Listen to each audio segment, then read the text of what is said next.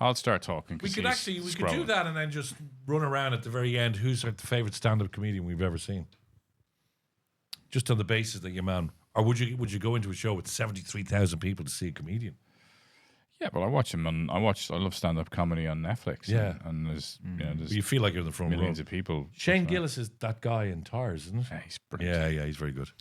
Hasn't Kevin Hart got a new show on Netflix, Funny as AF? Yeah, I've watched it. It's brilliant. Is it good? Is it? Yeah. And the people who won it now are now international celebrities. Same parents, different timelines, and united by chaos. Strap on, strap in, for the not-so-Christian brothers.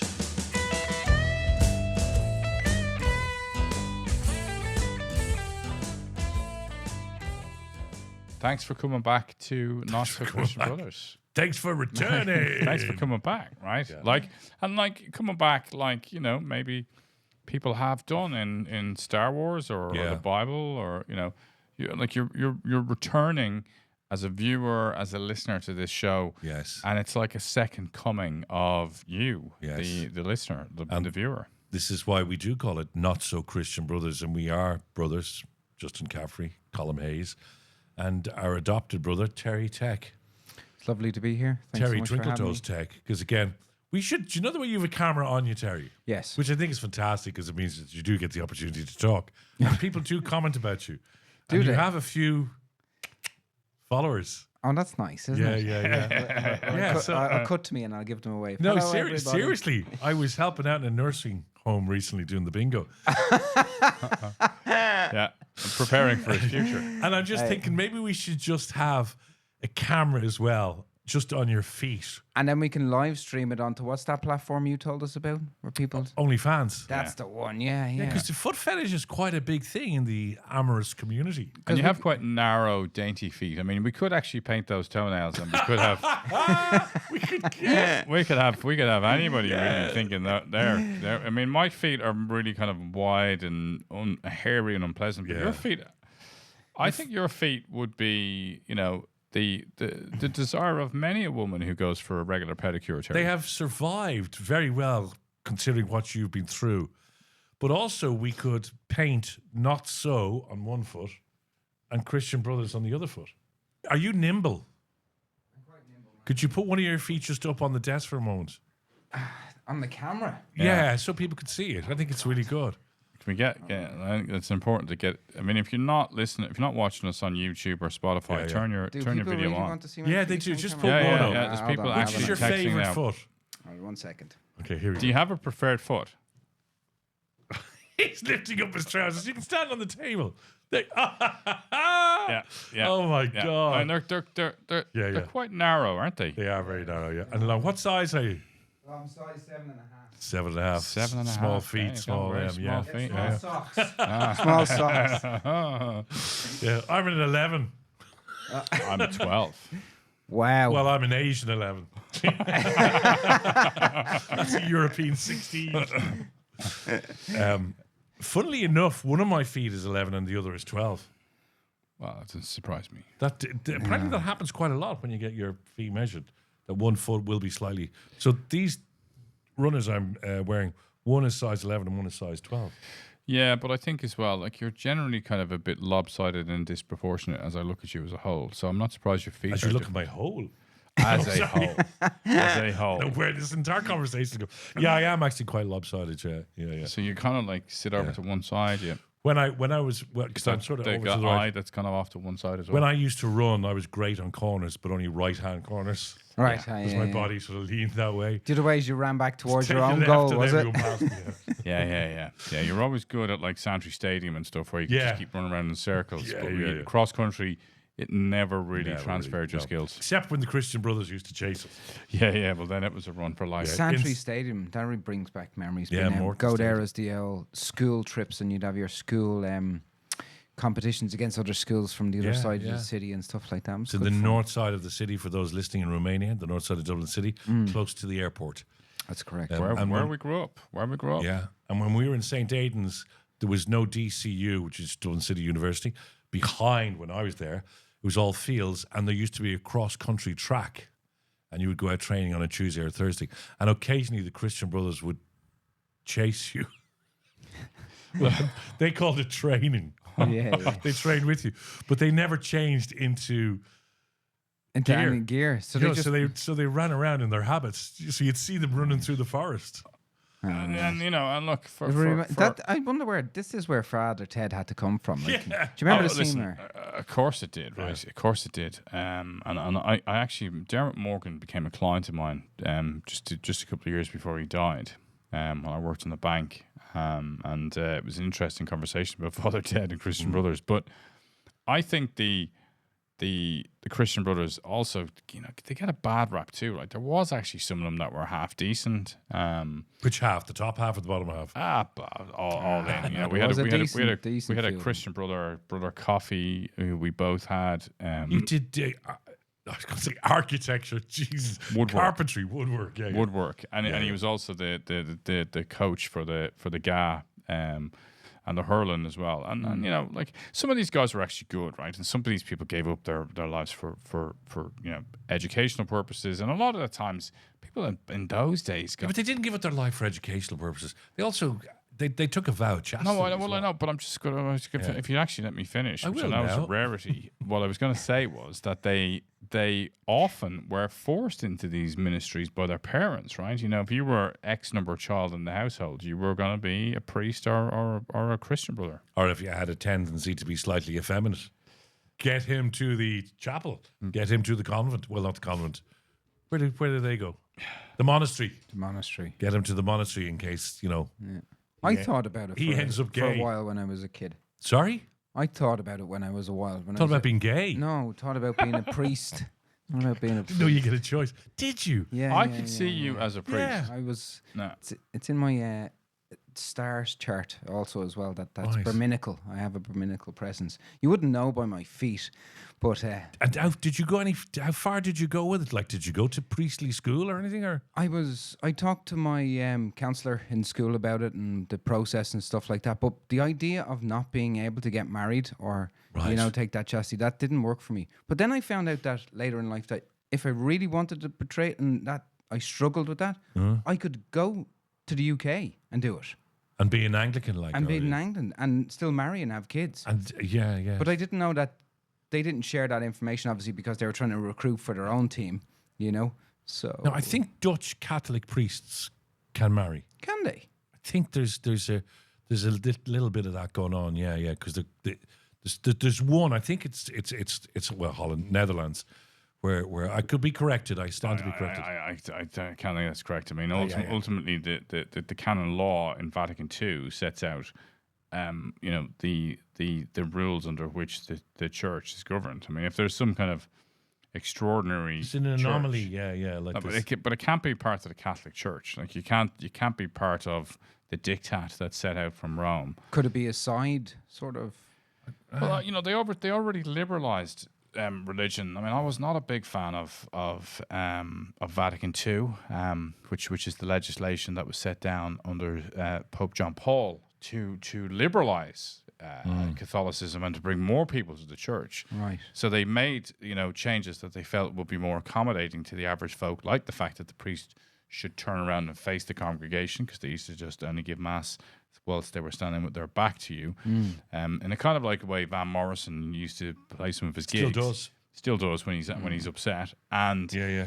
John Martin, and he was locked during his gigs. So again, a lot of similarities. But I'm guessing they stood with their back to the congregation because they were then facing Jesus Christ.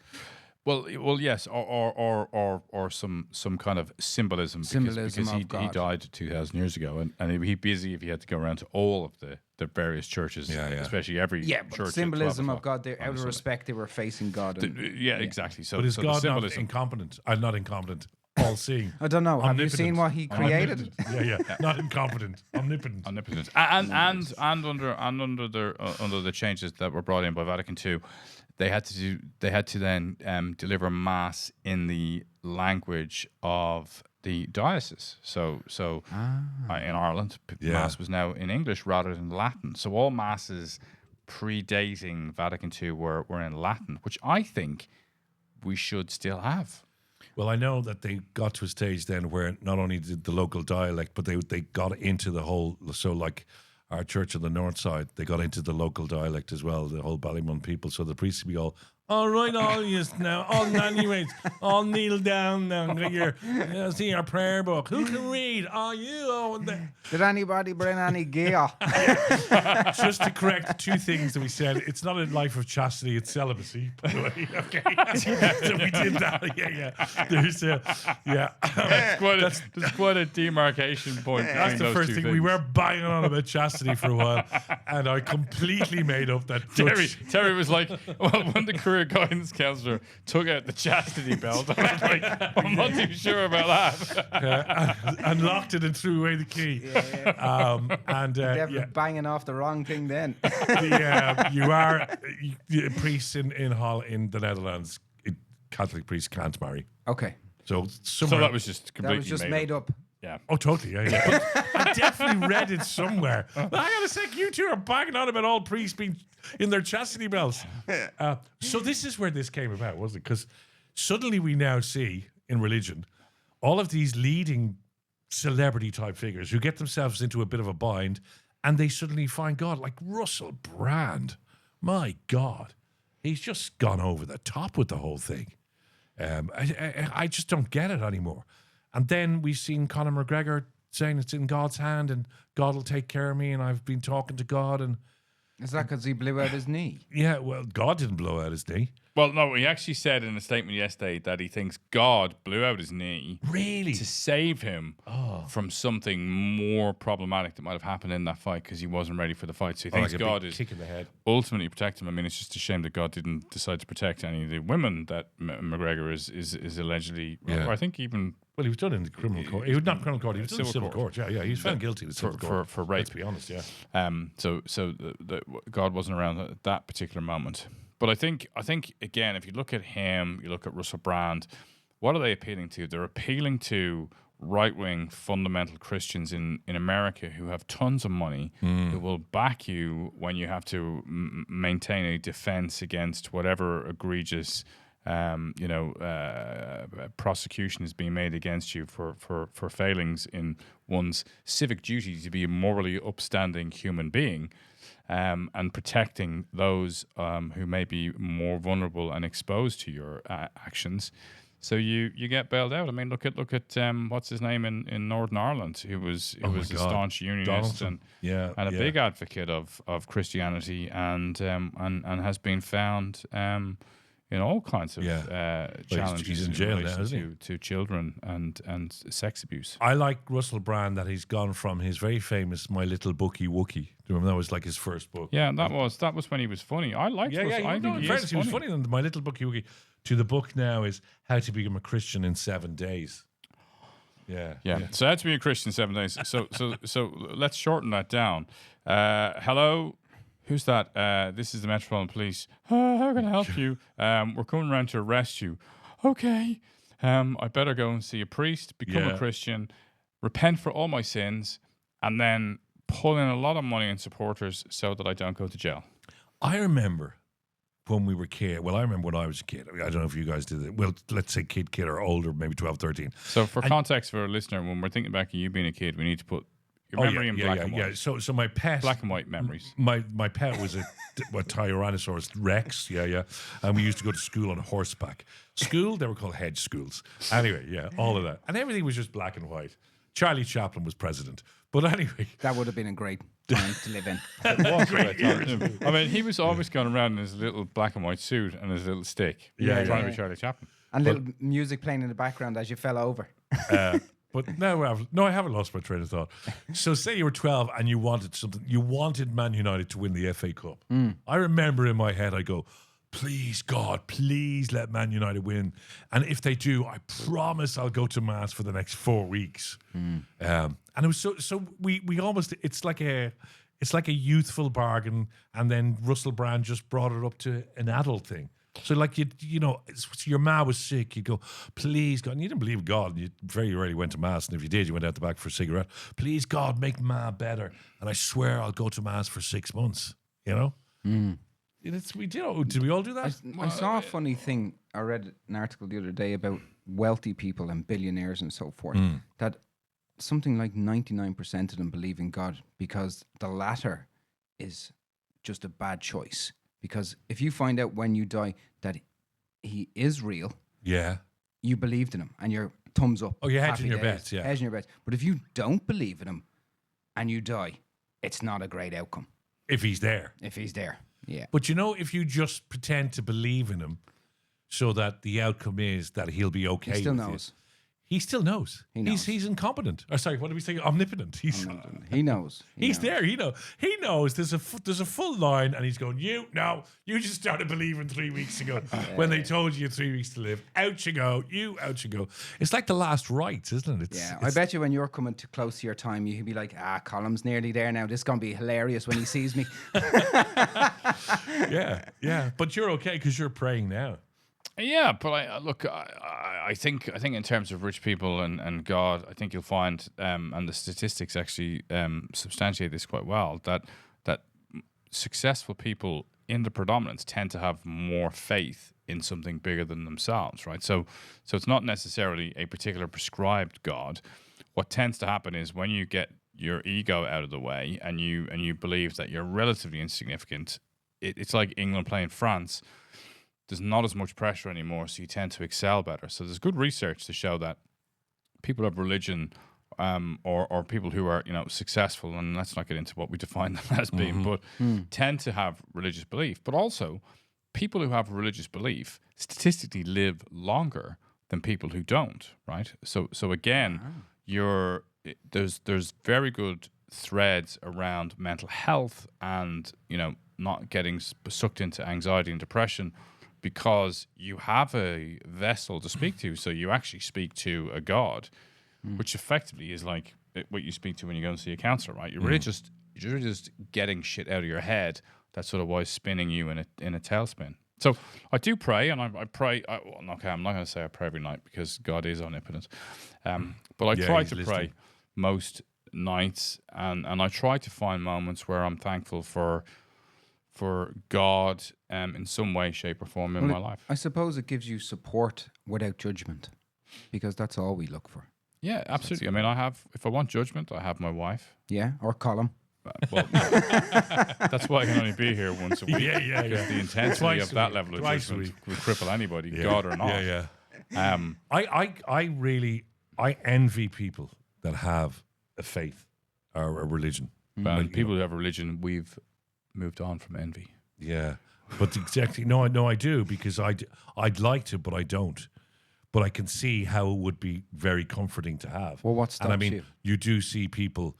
I remember Christmas morning, I sat in the church at 9/11, and it was empty, and I sat in the back one, and there was a beautiful sense of, it was just peaceful and gentle. And I remember the priest came out and he said, "Are you okay?" And I went, "Yeah, no, I'm fine. I'm just sitting here having about 6:30 in the morning." And I do, and that was a really interesting church, because it's still an old church, and it's on the grounds literally, or it's a couple of 100 feet away from where the towers collapsed. So it has this sort of weird sense of atmosphere and place and purpose. And would you not like to sit with that feeling every day? I can't get it in some of the churches that we have. No, I mean, some of the churches we have are just too ridiculous. But what if you made your own space at home? Where you Yeah, I have think that? so. Another thing that freaks me out when I go into these big churches is how opulent they are. And if you go to a working class area, let's say in Dublin, the church is just so opulent and so big and so massive and so much money put in, and it's just like, that really annoys me. But I think you can overthink it in the context of having to even be in a church. Yeah. Like in real terms, and I'm going to sound super religious now, but good. But Jesus' own words were that the kingdom of heaven is within you, right? So it's not about even having this esoteric idea of a place that you go to when you die. It's the idea that you can actually access heaven today. And it's not about afterlife. It's about living your best life. And sometimes just the connection to something bigger than yourself is just having 10 minutes every day to sit still and breathe. And, you can choose to pray, or you can choose to follow your breath. But I think it's when we don't disconnect ourselves from the continuity of the busyness of life, we fail to see the beauty that's all around us. And I think as And on that point, I need to hurry the fuck up because I've got a taxi coming in a minute. just what I'd like to finish with Billy Ocean then was very real when he sang that song, Heaven is the Backseat of My Cadillac. Let me take you there. I think that was his reference. It's a nice I think note that to was finish Russell on. Brand's reference as well. Could be anyone's reference. Yeah. Not So Christian Brothers. Make sure that you like, subscribe. You can win a toaster. It's back up there again. That's Justin Caffrey. That's Colm Hayes. Thank you so much for joining us. And that's See you Terry next Tech and week. his toes. Terry Tex, toes and toasters. Hey.